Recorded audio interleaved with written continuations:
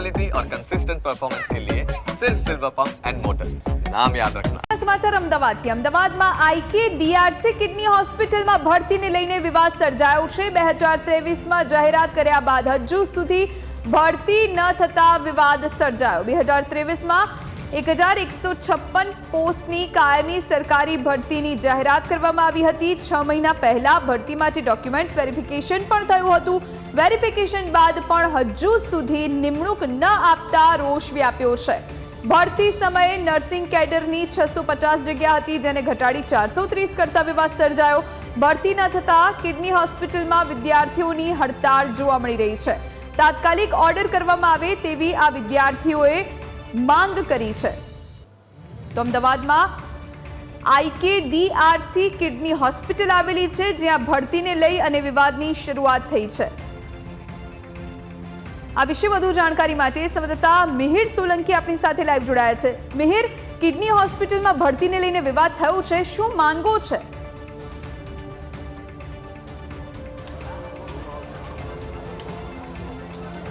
ચોક્કસથી જોઈ જે પ્રમાણે ગઈકાલથી જ તે જે વિદ્યાર્થીઓ છે કિડની હોસ્પિટલ ખાતે ધરણા પ્રદર્શન કરી રહ્યા છે। સમગ્ર વિગત કંઈક એવી રીતની છે કે જ્યારે આ ભરતી પાડવામાં આવી હતી ત્યારબાદ છે અત્યારે જે બીજા ડાયરેક્ટર છે પ્રાંજલ મોદી, તેમના દ્વારા અત્યારે જ્યારે બાળકો તેમની સાથે વાત કરવા ગયા ત્યારે એવું કહેવામાં આવી રહ્યું છે કે 650ની જે ભરતી હતી જે પાડવામાં આવી હતી, પરંતુ તો પણ અત્યારે 430 જ ભરતી છે તે કરવામાં આવશે।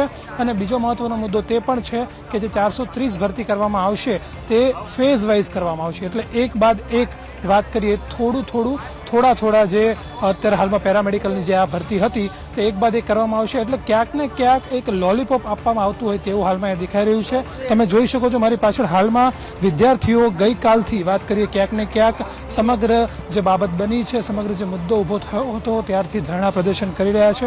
ગઈકાલે પણ અહીંયા વિદ્યાર્થી નેતા યુવરાજસિંહ દ્વારા બાળકોને વાત કરીએ પ્રોત્સાહન આપવા અહીંયા આવ્યા હતા, જે પ્રમાણેની સમગ્ર આ વિગત બની છે। પરંતુ તો પણ ક્યાંક ને ક્યાંક સરકારથી સંસ્થા અને સંસ્થાથી સરકાર એવી રીતના એકબીજાને ખો આપવામાં આવી રહ્યો છે તેવું લાગી રહ્યું છે।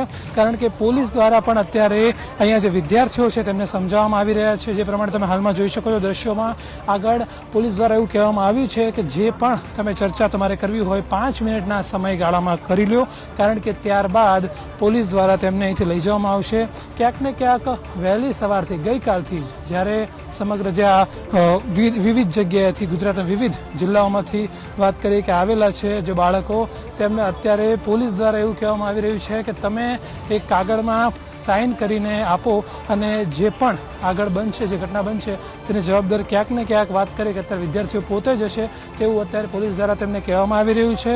હાલમાં પણ વાત કરીએ કે જ્યારે વાત કરવા ગયા હતા ડાયરેક્ટર સાથે વિદ્યાર્થીઓ, અમુક વિદ્યાર્થીઓને અંદર જવા દીધા હતા તેમની સાથે વાત કરવા માટે, પરંતુ ક્યાંક ને ક્યાંક એવું બની રહ્યું છે કે સંતોષકારક જે જવાબ છે, વિદ્યાર્થીઓને જે જવાબ જોતો છે તે જવાબ હાલમાં મળી નથી રહ્યો। આપણે એક વિદ્યાર્થીની છે તેમની સાથે વાત કરવાનો પ્રયત્ન કરીશું, તેને જાણશું કે સમગ્ર મુદ્દો બન્યો હતો। બેન, તમે અંદર ગયા છો, અંદર વાત થઈ ડાયરેક્ટર સાથે, અત્યારે વાત શું થઈ હતી સમગ્ર અને આગળ હવે તમે શું કરવાનું? અત્યાર સુધી અમારે સાહેબશ્રીને જ હતું કે અમારી જે 650માંથી ઘટ કરી છે 430 કરી છે, એના માટે અમારા 5 વિદ્યાર્થી મિત્રો અંદર ગયા છે। સાહેબ તરફથી એ સમજાવવામાં આવ્યું છે કે આની અંદર જે છે તમે આગળ બીજા કોર્ટના દરવાજા ખખડાવો તો એ ખખડાવો, બાકી સરકારશ્રી સામે જાઓ। એટલે એ અહીંયાથી કોઈ અમને સંતોષકારક જવાબ મળ્યો નથી। એમનું કહેવું એવું છે કે જો ફેબ્રુઆરીમાં થશે ને તો આ આખરી રિક્રુટમેન્ટ રદ થઈ જશે અને અમને 12 જવાબ આપવા માટે સાહેબશ્રીને ટાઈમ નથી કે અમે કાલના 24 કલાકના એ છે, પણ સાહેબશ્રી અહીંયા 12 અમને જવાબ આપવા માટે આવ્યા નથી। રાતના ઠંડીની બેન દીકરીઓ રાત્રે ઠંડીની બહાર ઠરી છે, સવારે 12 તડકામાં કાઢી મૂક્યા છે। કોઈ જોવા નથી આવ્યું કે આ દેશનું યુવાધન જે રસ્તા ઉપર છે એ શું કરે છે, કે બહાર ખાધું છે પીધું છે ઠંડીના એ સવારે પણ વાત કરીએ કે દરવાજા બંધ કરી દેવામાં આવ્યા હતા, તમે જ્યારે બહાર નીકળ્યા ત્યારે ગેટ બંધ કરી દેવામાં હતા અને અંદર નતા આવવા દેવાતા, ત્યારે શું વાત થતી હતી? ત્યારે એવું હતું, અમને એમ કહેતા હતા કે અમે વાત કરીએ છીએ 5 મિનિટ તમને અંદર બોલાવીશું એમ કરીને અમે જેવા અમારા લોકો થોડા ફ્રેશ થવા માટે બહાર ગયા એટલે અમને દરવાજા બંધ કરી દીધા। એટલી સિક્યોરિટી અમને ત્યાં રાખી છે જાણે અમે કોઈ આતંકવાદી છીએ, અમે કોઈ ગુંડા છીએ, અમે કરવાના છે। જ્યાં સિક્યોરિટી રાખવાની ત્યાં તો અહીં કોઈ સિક્યોરિટી હોતી નથી અને અમારા માટે અહીંયા સિક્યોરિટી કેટલા ક્રાઇમ થાય છે ગુજરાતમાં, ત્યાં એટલી સિક્યોરિટી રાખીએ તો ગુજરાતમાં એટલા ક્રાઇમ ના થતા જેટલા અમારા માટે કરે છે। અમે કોઈ ક્રિમિનલ નથી સાહેબ, અમે અમારો હક માંગીએ છીએ। ક્યાંક ને ક્યાંક વાત કરીએ કે જે પ્રમાણે અત્યારે જે જવાબ મળી રહ્યો છે અને પોલીસ દ્વારા કેવો સાથ સહકાર મળી રહ્યો છે કે પોલીસ તરફથી સાથ સહકારમાં તો એમ છે કે તો એમને એમ કહે છે કે તમે અહીંથી ઉઠી જાઓ, આ સરકારી જગ્યા છે, અહીંયાથી તમે અહીંયા તમે બેસી ના શકો. અમને એવું કહેવામાં આવે છે કે તમને અહીંથી ઉઠાઈ લેવામાં આવશે. ચોક્કસથી વાત કરીએ જે પ્રમાણે સમગ્ર આ ઘટના બની છે, જે હાલમાં વાત કરીએ કે વિદ્યાર્થીઓ સાથે જે પ્રમાણેનું સરકાર દ્વારા જે ભરતી પાડવામાં આવી હતી, સંસ્થા દ્વારા વાત કરીએ કે તેમના ડોક્યુમેન્ટ છે તે પણ વેરીફાઈડ કરી દેવામાં આવ્યા છે, પરંતુ નિમણૂક પત્ર છે તે હજી સુધી આપવામાં આવ્યા નથી. એટલે ક્યાંક ને ક્યાંક એવી વાત કરી શકીએ આપણે કે સમગ્ર જે બાબત બની છે, સમગ્ર જે ભરતીની બાબત બની હતી, તે ભરતીની બાબત ક્યાંક ને ક્યાંક કાં તો પછી તેની વિગત લેવામાં નથી આવી, કાં પછી ક્યાંક ને ક્યાંક વાત કરીએ કે જે પણ લોકો આમાં હતા, જે ભરતી પ્રક્રિયામાં હતા, તેમના દ્વારા તે ભરતી ક્યાંક ને ક્યાંક મજાક કરવામાં આવી હોય તેવું લાગી રહ્યું છે. અહીંયા બીજા પણ આપણી સાથે વિદ્યાર્થી ભાઈ છે, તેમની સાથે પણ વાત કરવાનો પ્રયત્ન કરીશું. તે પોતે અંદર ગયા હતા. મિત્ર, શું કીધું તમને, તમે અંદર ગયા હતા? અમે અંદર ગયા હતા તો એમને એમ કીધું કે તમારી જે માંગ છે એ બધી અમને લેખિતમાં આપો, બરાબર? તો અમે અત્યારે એ જ કરીએ છીએ કે લેખિતમાં અમારી માંગ જે છે એ અમને આપવાની અમે ટ્રાય કરીએ છીએ, બરાબર? અમે એમને વાત કરી તો એમને એ પ્રમાણે કીધું કે જે જગ્યા છે 650ની સ્ટાફ નર્સની સ્પેશિયલી આમ 31 કેડર ટોટલ છે, એમાંથી એક જે કેડર કહેવાય સ્ટાફ નર્સ એનું અત્યારે રાત્રે મેરિટ લિસ્ટ પડ્યું હતું, એમાં બી અમને 650માંથી જગ્યા ઘટાડીને 430 કરી. હવે એ કયા કારણથી કરી એ કારણ માગીએ તો એમ કે સરકારને જે જરૂર હોય એ પ્રમાણે કરે. હવે એમને અમે એમ કીધું કે 430 તમે કેમ કરી, તો એક તો સરકારનું કહે છે અને પછી એમ કે તમે જે એડવર્ટાઇઝમેન્ટ છે એના 7મા ક્લોઝમાં જોઈ લો, એમાં લખેલું છે કે જગ્યા ઘટાડવાનો અધિકાર અમારા જોડે છે. એટલે એ આ સરકાર અને જે IKDRC આ બંને ખાલી જગ્યા ઘટાડવા માટે જ છે. જેટલી જગ્યા અમારી જોઈએ છે, અમે કંઈ વધારાનું નહીં કહેતા, પણ અમારે જેટલી જગ્યા જોઈએ છે એટલી તો પૂરી કરો. લેખિતમાં તમે આપો છો, લેખિતમાં આપ્યા બાદ કઈ રીતનું આગળ કરવાના છે પ્રોસેસ? લેખિતમાં આપ્યા બાદ તો અમે એ તો વાર જ લાગવાની છે. એમાં તો એ જે લેખિતમાં આપશું એનું તો કોઈ નક્કી નહીં કે ક્યારે આવશે. ધરણા બંધ કરી દેશો?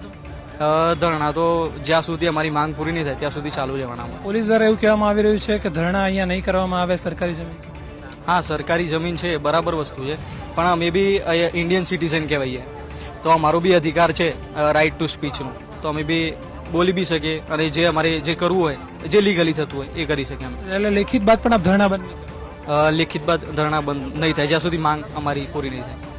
ચોક્કસથી અત્યારે જે પ્રમાણે અહીંયા વિદ્યાર્થીઓ છે જે દૂર દૂરથી વિવિધ જિલ્લાઓમાંથી હાલમાં આવ્યા છે, તેમના દ્વારા એવું કહેવામાં આવ્યું છે કે જે અંદર ડાયરેક્ટર છે પ્રાંજલ મોદી, તેમના દ્વારા એવું કહેવામાં આવ્યું છે કે તમારી જે પણ કોઈ બાબત છે, જે પણ મુદ્દો છે તે લેખિતમાં અમને લખીને આપો, ત્યારબાદ તે લેખિત જે છે સમગ્ર જે લેખિતમાં જે અરજી આપશે ત્યારબાદ તે અરજીને આગળ લઈ જવામાં આવશે, આગળ તેને પહોંચાડીને પછી સમગ્ર તેની કોઈ ડેડલાઇન આપવામાં નથી આવી રહી, કેટલો સમય થશે તે કંઈ વાત કરીએ કે કહેવામાં નથી આવ્યું. એટલે ક્યાંક ને ક્યાંક આપણે એવું કહી શકીએ કે અત્યારે વિદ્યાર્થીઓ અહીંયા જે બેઠા છે તેના કારણે જે તકલીફ પડી રહી છે, તેના કારણે લેખિતમાં જે અરજી છે તે માંગીને ત્યારબાદ વિદ્યાર્થીઓને અહીંયાથી ભગાડવાની ક્યાંક ને ક્યાંક આખી યોજના હોય તેવું લાગી રહ્યું છે.